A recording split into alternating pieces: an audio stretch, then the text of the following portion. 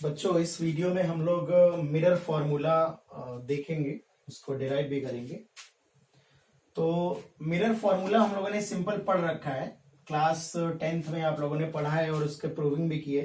12th में proving की जरूरत तो नहीं, हम सीधे उस फॉर्मूले को लिख के अप्लाई कर सकते हैं, बट हम लोग कर भी सकते हैं। तो पहले तो फॉर्मूला मैं याद दिला देता हूं आपको। 1/v + 1/u is equal to 1/f या 2/r। आई होप सबको याद होगा ये फॉर्मूला, ठीक है, सबने क्लास 10th में यूज किया है। 1/v + 1/u equal to 1/f। तो मैंने दो डायग्राम बना रखे, कुछ बातें हम लोग करने वाले हैं इस वीडियो में, बहुत ही इंपॉर्टेंट बातें करने वाले हैं। तो सबसे पहले तो हम पैरेक्सियल रे फॉर्मूला पढ़ रहे हैं, mirror formula for paraxial rays, ठीक है ना, फॉर पैरेक्सियल लाइट रेज, ठीक है, पैरेक्सियल रेज।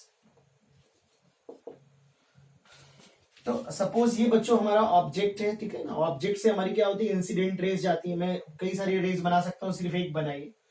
तो अगर ये हमारा ऑब्जेक्ट है, यहां से इंसिडेंट रेज जाएंगे, रिफ्लेक्ट होने के बाद जिस पॉइंट पे मिलेंगी वो इमेज है।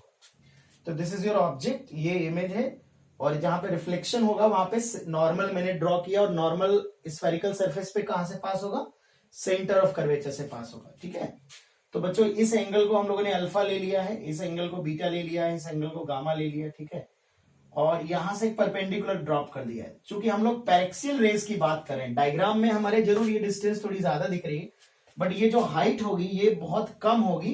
पैरेक्सियल रेज के लिए हम लोग बात कर रहे हैं। तो ये जो n और p दोनों होंगे, ये जो np डिस्टेंस होगी ये 10 to 0 होगी। n और p को हम थोड़ा सा अप्रोक्सीमेशन करेंगे, सेम पॉइंट मान लेंगे, ठीक है ना। जब ये पॉइंट बहुत पास होगा, तो जब अब यहां होगा इससे परपेंडिकुलर ड्रॉप करोगे तो ऑलमोस्ट p के बहुत पास पड़ेगा, ठीक है। तो ये थोड़ा सा क्लियर डायग्राम बनाने के लिए, ठीक है ना, हम लोगों ने डायग्राम थोड़ा सा रिफ्लेक्शन ऊपर करा दिया। तो ये एंगल भी बहुत छोटे छोटे होंगे, ठीक है ना। ये हाइट अगर बहुत छोटी है बच्चों, तो हम लोग इस डिस्टेंस को, इमेज डिस्टेंस को v से डिनोट करेंगे, ठीक है। ये हमारी रेडियस ऑफ कर्वेचर है बेटा, एंड ऑब्जेक्ट डिस्टेंस को हम लोग u से डिनोट करते हैं। पोल से इमेज की डिस्टेंस है v, पोल से सेंटर ऑफ कर्वेचर r है, और पोल से ऑब्जेक्ट की डिस्टेंस है u, ऑब्जेक्ट डिस्टेंस। तो अगर आप यहां पे देखो इस ट्राइंगल में, अगर मैं tan थीटा लगाऊं, tan गामा लगाऊं, तो if this height is h is very very small, है ना, very very small as compare to r, okay. तो अगर h बहुत छोटा होगा, तो ये तुम्हारा, अगर मैं इस ट्राइंगल में tan थीटा लगाऊंगा तो h अपॉन दिस डिस्टेंस आएगी, इसमें tan बीटा लगाऊंगा तो h अपॉन दिस डिस्टेंस आएगी, है ना।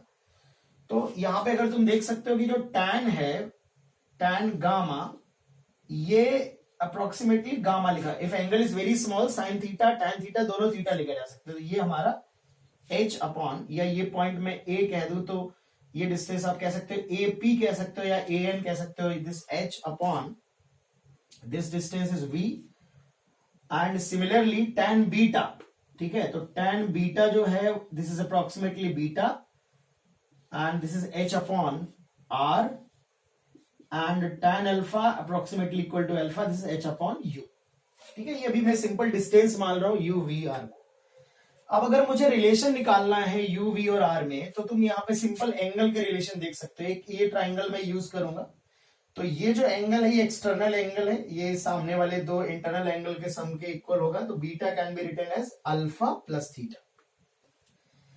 सिमिलरली इन दिस ट्राइंगल ये गामा एक्सटर्नल एंगल है, ये बीटा प्लस थीटा के बराबर होगा। गामा जो होगा बच्चों बीटा प्लस थीटा के बराबर होगा। अगर थीटा एलिमिनेट कर दो, यहां से थीटा की वैल्यू पुट कर देता हूं फ्रॉम इक्वेशन नंबर 1, ठीक है ना, इस ऊपर वाली इक्वेशन से।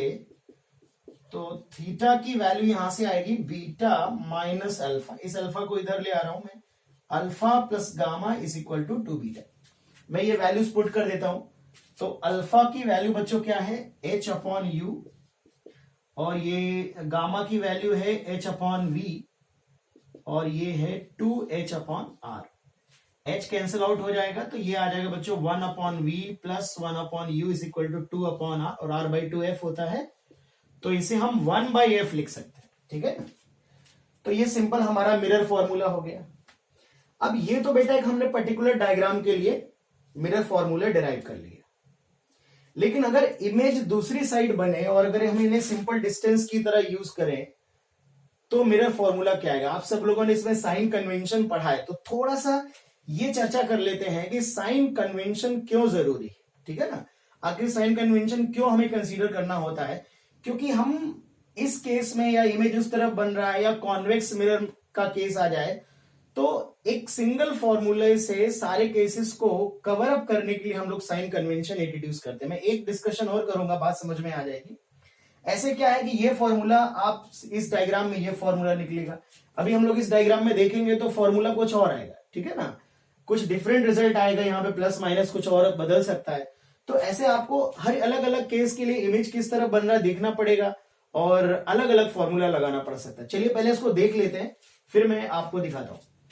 तो देखिए यहां पर हमने एक सेंटर ऑफ कर्वेचर है, ऑब्जेक्ट अगर थोड़ा सा पोल के पास होगा, नजदीक होगा, ठीक है, ये हाइट h है, तो इसका रिफ्लेक्शन ये नॉर्मल के अगर इंसिडेंट रे इधर होगी तो रिफ्लेक्ट होकर लाइट रे इधर आएगी और यहां पे मिलेगी। तो ये एंगल मैंने अल्फा मान लिया है ऑब्जेक्ट का, यहां पे भी एंगल मैंने अल्फा माना था इसलिए यहां पर भी अल्फा मान लिया है। सेंटर ऑफ कर्वेचर का बीटा माना था तो बीटा मान लिया, इसमें गामा मान लिया। अब मैं इस ट्राइंगल में सबसे पहले मैं लगाऊंगा तो alpha is equal to beta plus theta, and in this triangle this external angle is 2 theta is equal to alpha plus gamma। तो थीटा को मुझे एलिमिनेट करना है, थीटा की वैल्यू यहां से अल्फा माइनस बीटा आएगी, तो it is 2 times alpha minus beta is equal to alpha plus gamma, ये आएगा alpha minus gamma is equal to 2 beta. Similarly ये बच्चों डिस्टेंस हमारी u है, ये डिस्टेंस हमारी r है and this distance is v। तो अगर मैं अल्फा की वैल्यू पुट कर दूंगा तो tan अल्फा अल्फा दोनों इक्वल होंगे अप्रोक्सीमेटली, तो दिस हाइट h या ये पॉइंट अगर मैं a मान लू तो ये AP हो जाएगी डिस्टेंस, AP tan अल्फा की जगह मैं अल्फा लिख रहा हूं, ठीक है ना, तो AP upon u, this is AP upon ये tan गामा है बेटा, तो AP upon this is v and this is tan beta 2 times AP upon r। AP cancel out हो जाएगा, this is 1 by u minus 1 by v is equal to 2 by r। अब अगर आप देखो तो यहां पे रिजल्ट बेटा अलग आ रहा है, यहां पे रिजल्ट अलग आ रहा है, तो कुछ ना कुछ तो सोल्यूशन इसका हमें निकालना पड़ेगा, क्योंकि ऐसे तो हमारे लिए बहुत दुविधा हो जाएगी। हम पहले में देखना पड़ेगा इमेज किस तरह बन रहा है और मुश्किल हो जाएगी, ठीक है ना। तो यहां पर बच्चों हम क्या करते हैं, सिंगल रिजल्ट हम लोग बनाते हैं with the help of sine convention. हम साइन कन्वेंशन इंट्रोड्यूस करते हैं, ठीक है, और उस साइन कन्वेंशन के अकॉर्डिंग हम एक सिंगल फॉर्मूला एस्टैब्लिश करते हैं। तो ये तो एक प्रूविंग हो गई, मैं साइन कन्वेंशन समझा देता हूं कैसे साइन कन्वेंशन हम लोग मानते हैं। तो मैं डायग्राम नहीं मिटा रहा हूं अभी। साइन कन्वेंशन बच्चों हम लोग क्या मानते हैं, साइन कन्वेंशन हम कि सबसे पहले तो all the distances are measured from the pole, सारी डिस्टेंस बच्चों हम लोग पोल से मेजर करेंगे और इंसिडेंट रे की डायरेक्शन में ये पोल से मेजर करेंगे और इंसिडेंट रे की डायरेक्शन में जो डिस्टेंस होंगे, इंसिडेंट रे की डायरेक्शन जो होगी वो पॉजिटिव मानी जाएगी। मतलब अगर इंसिडेंट रे इस डायरेक्शन में जा रही है तो पोल से इस डायरेक्शन में जो डिस्टेंस हम मेजर करेंगे वो पॉजिटिव होंगी, और पोल से अगर हम डिस्टेंस मेजर कर रहे हैं, पोल से मूव करेंगे, अगर रे के अपोजिट डायरेक्शन में मेजर कर रहे हैं तो वो नेगेटिव होगी, ठीक है ना। इसके इंसिडेंट रे के अपोजिट डायरेक्शन में को हम नेगेटिव कंसीडर करेंगे। तो ये साइन कन्वेंशन बच्चों मेनली हम फॉलो करते हैं। फिर से सुन लो, all the distances are measured from the pole and when we measure a distance in the direction of incident ray it is taken positive, when we measure a distance from the pole in the direction opposite to the incident ray it is taken negative। तो अगर मैं यहां पर दिखाऊं तो incident ray object से इधर आ रही, ठीक है, समझ लो। फिर साइन कन्वेंशन को हम कुछ प्रॉब्लम्स में डिटेल में देखेंगे। तो यहां पे अगर तुम देखो कि ये पोल है, इंसिडेंट रे इधर जा रही है, अगर पोल से मैं इधर आ रहा हूं तो इंसिडेंट रे की डायरेक्शन ये और मैं इधर आ रहा हूं तो निगेटिव लेंगे, ठीक है ना, और ये पॉजिटिव लेंगे। तो यहां पर तुम देखो v की वैल्यू भी नेगेटिव होगी, u की वैल्यू भी नेगेटिव होगी और r की वैल्यू भी नेगेटिव, क्योंकि सारे के सारे रे की अपोजिट डायरेक्शन में हमें पोल से जब हम I की तरफ आएंगे तो हमारे जो मोशन की डायरेक्शन है वो रे के अपोजिट डायरेक्शन में आना पड़ रहा है। तो यहां पर अगर मैं सबको एक माइनस साइन के साथ रख दूं, v की वैल्यू माइनस v, u की वैल्यू माइनस u, r की वैल्यू माइनस r, ठीक है, f की वैल्यू माइनस q, सब निगेटिव होंगे। तो -1 upon v -1 upon u equal to -1 upon f, minus minus cancel out हो जाएगा 1/v plus 1/u is equal to 1/, ये एक फाइनल फॉर्मूला आ जाएगा, ठीक है ना। इसमें अगर तुम देखो तो इंसिडेंट रे की डायरेक्शन वही है, यही डायरेक्शन है, तो ये पॉजिटिव होगा पोल से इंसिडेंट रे की डायरेक्शन में, पोल से इंसिडेंट रे के अपोजिट डायरेक्शन में नेगेटिव होगा। तो तुम देखो u की वैल्यू जो होगी वो माइनस यू होगी, r की वैल्यू माइनस आर होगी। तो अगर मैं u की वैल्यू माइनस यू रख दूं, ठीक है, यहां पे देखो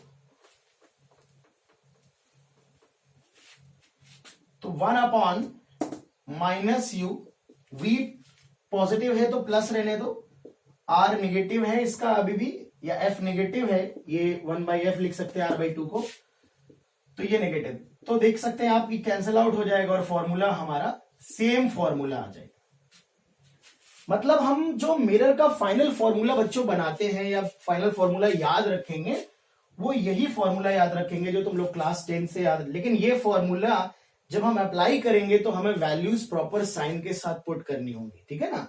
क्योंकि अगर हम वैल्यूज को साइन के साथ कंसीडर नहीं करेंगे तो ये मान के चलिए फिर अलग अलग केसेस में अलग अलग मिरर के फॉर्मूला कहीं माइनस कहीं प्लस कुछ भी हो सकता है, और फिर वो हमारे लिए थोड़ा डिफिकल्ट टास्क हो जाएगा।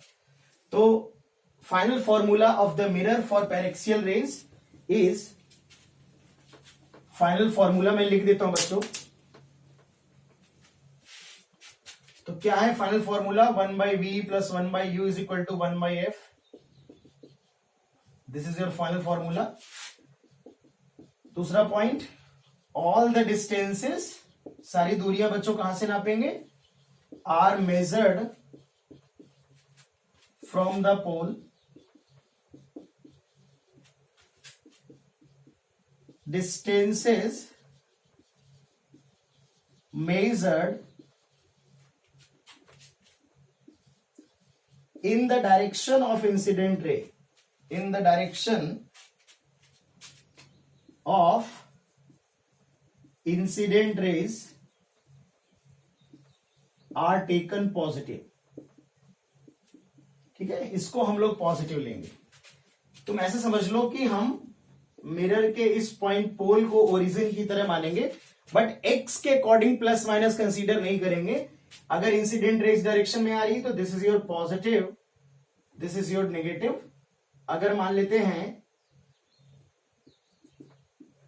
इंसिडेंट रे इस डायरेक्शन से आ रही है तो this is your positive, this is your negative. तो इंसिडेंट रे की डायरेक्शन में बच्चों पॉजिटिव कंसीडर करेंगे, इंसिडेंट रे के ऑपोजिट डायरेक्शन में नेगेटिव कंसीडर करेंगे। मैं कुछ सिंपल एग्जांपल आपको दिखा देता हूं। जैसे कि अगर मैं कहूं कि कॉन्केव मिरर है बच्चों, तो कॉन्केव मिरर में जो फोकल लेंथ होगी, ठीक है, अगर मैं कहूं इसका फोकस इधर होता है, आप सब लोग जानते हो सेंटर ऑफ कर्वेचर इधर होता है, ठीक है। तो अगर ये कॉन्केव मिरर है तो रिफ्लेक्शन कहीं से भी लाइट रे इंसिडेंट रे आएगी बेटा इसी तरफ आएगी, है ना। तो जो भी इंसिडेंट रे होंगी वो इस तरफ ही इंसिडेंट होंगी, तो हमेशा इंसिडेंट रे इस तरह से आएगी, ठीक है। तो आपका जो फोकस होगा वो इस तरह से आप मेजर करेंगे जो कि इंसिडेंट रे के अपोजिट होगा, तो एफ जो है वो हमेशा नेगेटिव होगा ऑलवेज। आप इस तरह से भी रखेंगे तो भी आपको कंफ्यूज होने की जरूरत नहीं है, क्योंकि इस सिचुएशन में इंसिडेंट रे इधर से आएगी और फोकस आपका ये होगा, सेंटर ऑफ कर्वेचर ये होगा, दिस इज योर फोकस। तो आप देख सकते हैं इंसिडेंट रे अगर इधर से आ रही तो फोकस इधर होगा, ठीक है। तो कॉन्केव मिरर का जो फोकल लेंथ होता है वो हमेशा नेगेटिव होता है। सिमिलरली एक कॉन्वेक्स मिरर का जो फोकल लेंथ होता है वो हमेशा पॉजिटिव होता है बच्चों। ये लाइट रे जैसे आपकी पैरेलल लाइट रे और ये रिफ्लेक्ट होकर इधर आ रही, तो आप देख सकते हैं कि ये आपकी फोकल लेंथ है। पोल से जब आप फोकस की तरफ जाएंगे तो इंसिडेंट रे की डायरेक्शन में, यही तो डायरेक्शन है इंसिडेंट रे की, यही तो इंसिडेंट रे की डायरेक्शन है, तो हमेशा फोकस जो होगा वो इंसिडेंट रे की डायरेक्शन में आपको मिलेगा जब आप पोल से मूव करेंगे। तो इसकी जो फोकल लेंथ है बच्चों इट इज ऑलवेज पॉजिटिव, इसकी जो फोकल लेंथ है वो हमेशा बच्चों पॉजिटिव होगी, ऑलवेज पॉजिटिव होगी, ठीक है ना। तो ये कुछ बेसिक बातें हैं, मिरर का फॉर्मूला है और वो कैसे फॉर्मूला डिराइव होता है उसका हम कुछ छोटे छोटे क्वेश्चन में साइन कन्वेंशन को समझेंगे। और जब भी आप प्रॉब्लम लगाएंगे तो आप देखेंगे कि सबसे ज्यादा दिक्कत जो होती है वो साइन कन्वेंशन में होती है। अगर आपने साइन कन्वेंशन में गलती नहीं करी तो आप फिर क्वेश्चन में गलत होने के चांसेस जो होंगे वो थोड़े से काफी कम हो जाएंगे, ठीक है ना। तो इससे पहले कि मैं कुछ छोटे छोटे प्रॉब्लम स्टार्ट करूं, कुछ बेसिक बातें बच्चों और समझ लेते हैं, जैसे कुछ सम स्टैंडर्ड रेज।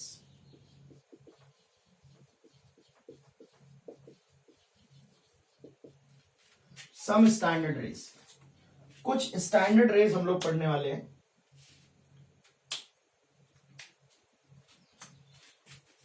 जब भी हम स्फेरिकल मिरर के क्वेश्चन करेंगे बच्चों, तो 2-3 तरह से क्वेश्चंस को सॉल्व करेंगे, ठीक है ना।